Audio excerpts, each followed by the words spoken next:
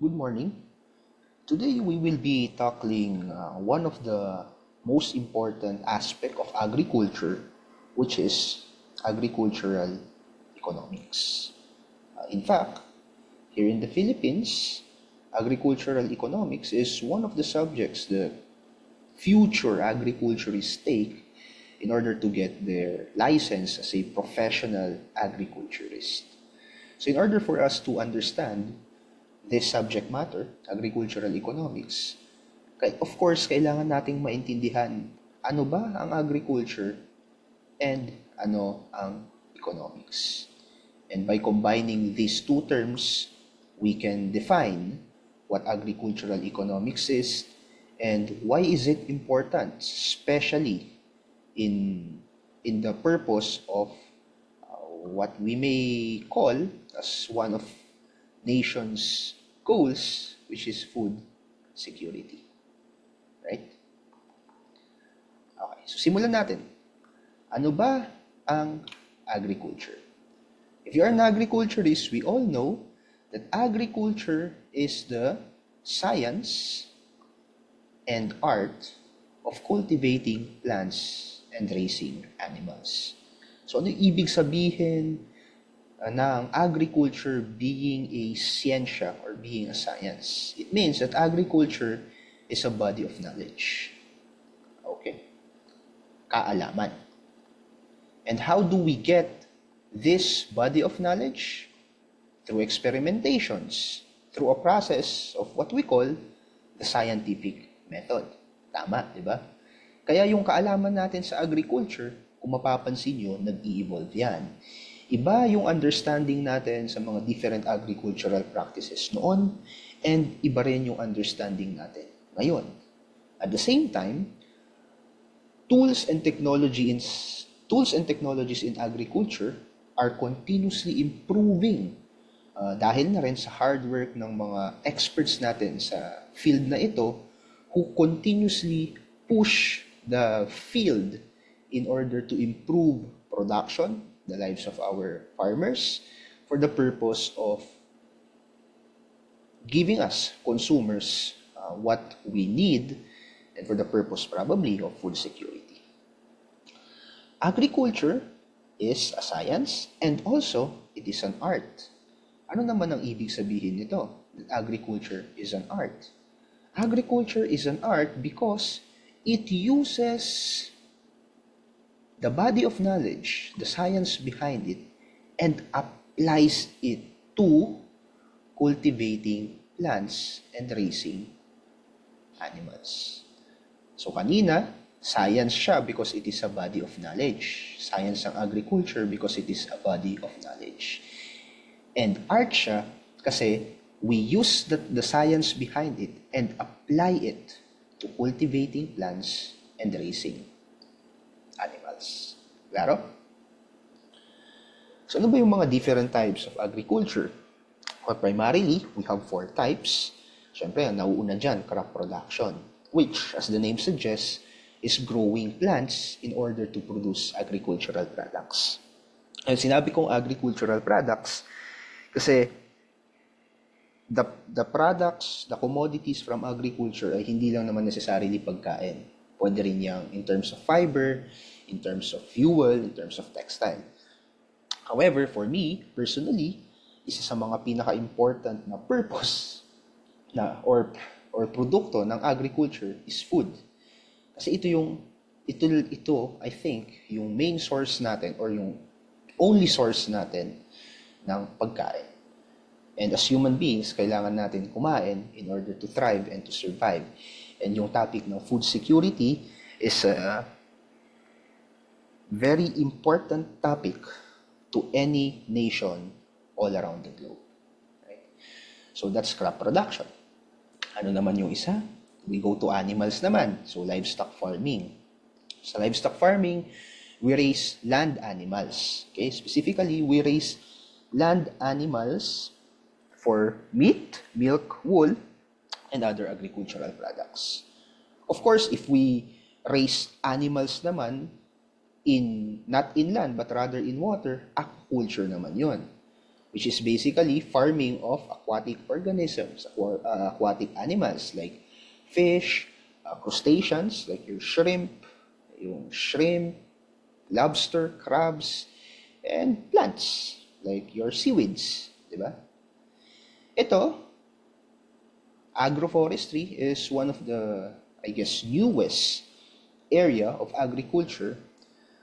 And nabuo itong concept na to dahil na rin sa pag-aalala natin sa negative effects ng farming sa ating environment.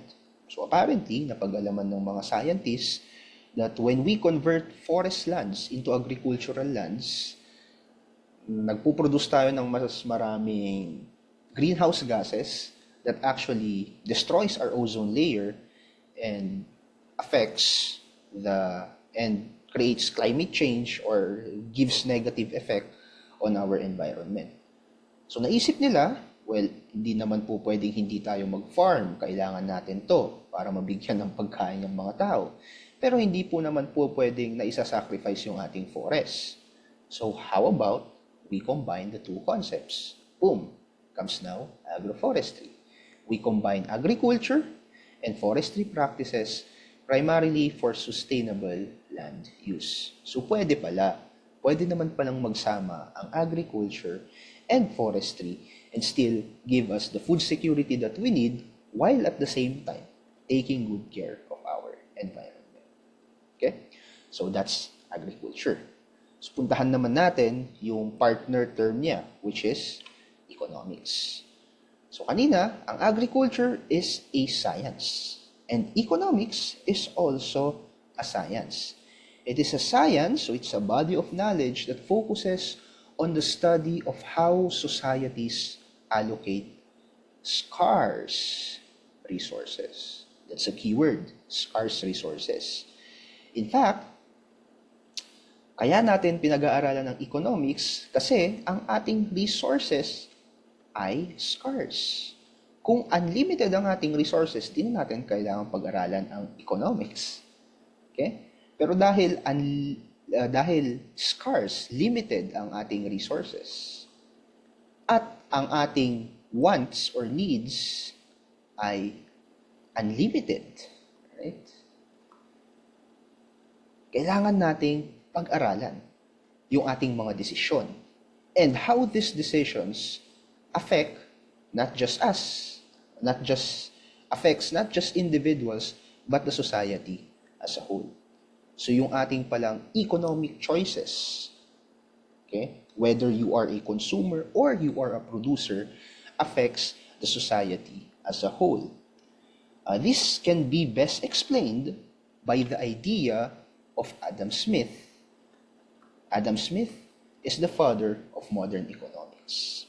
Sabi ni Adam Smith, for instance, and I quote, "He is led by an invisible hand to promote an end which was no part of his intention." Ibig sabihin yan, Adam Smith,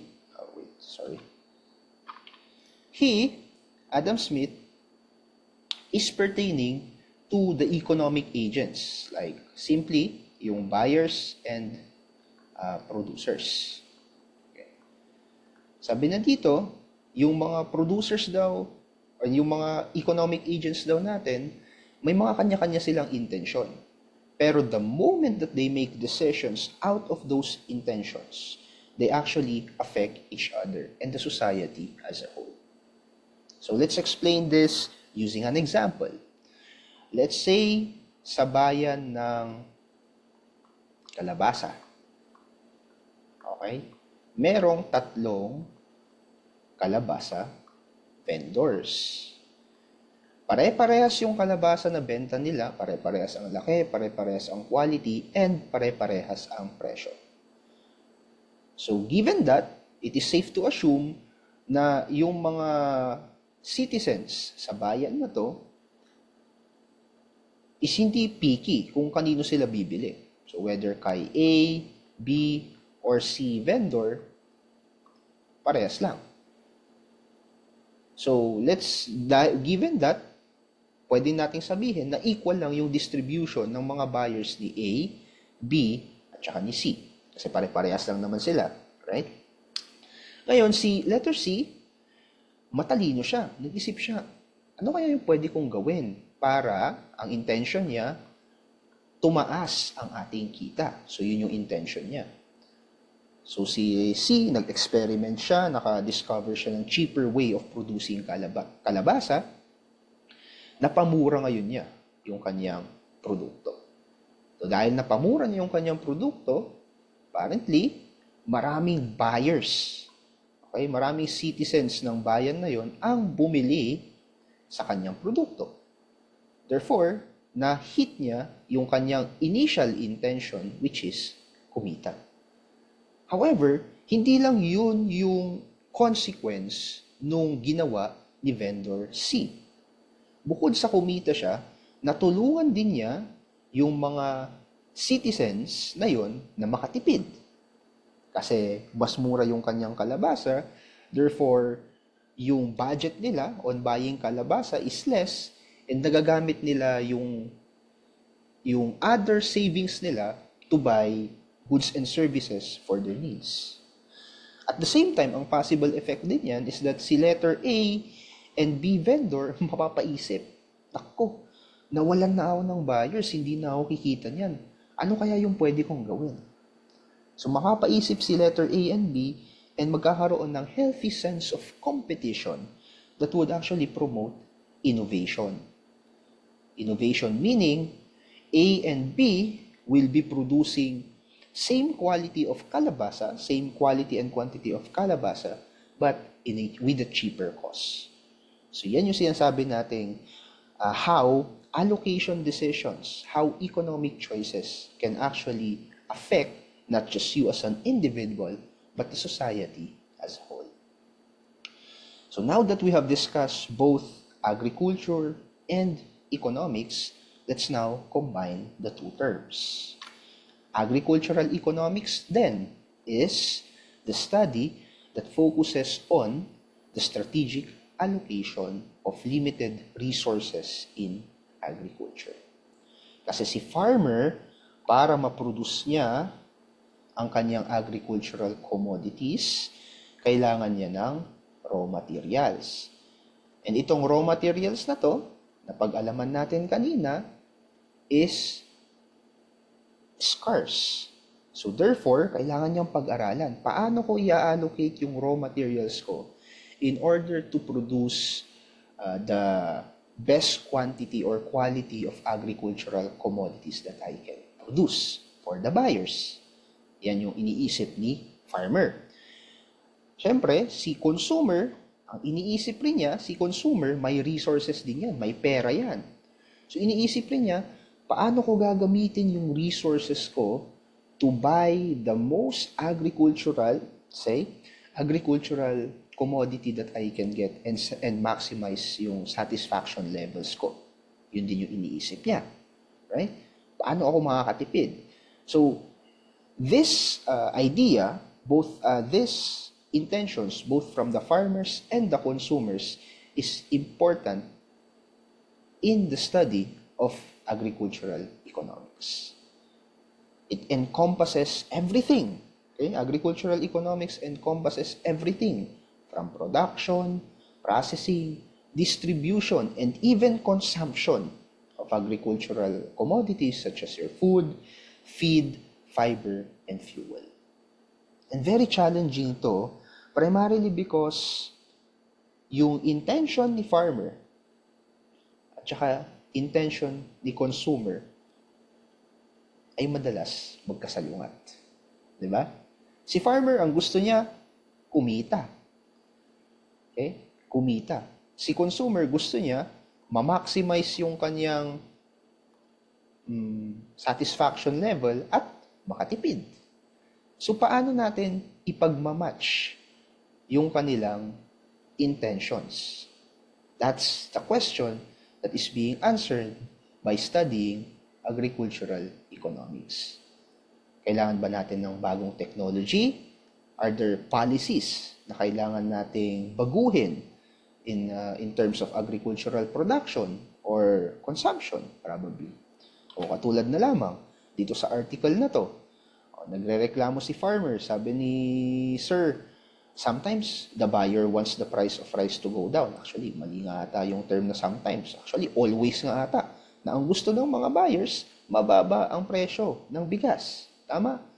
Pero ang farmer, ang gusto nila, mataas ang presyo. Kasi gusto nga nilang kumita. So they are contradicting each other.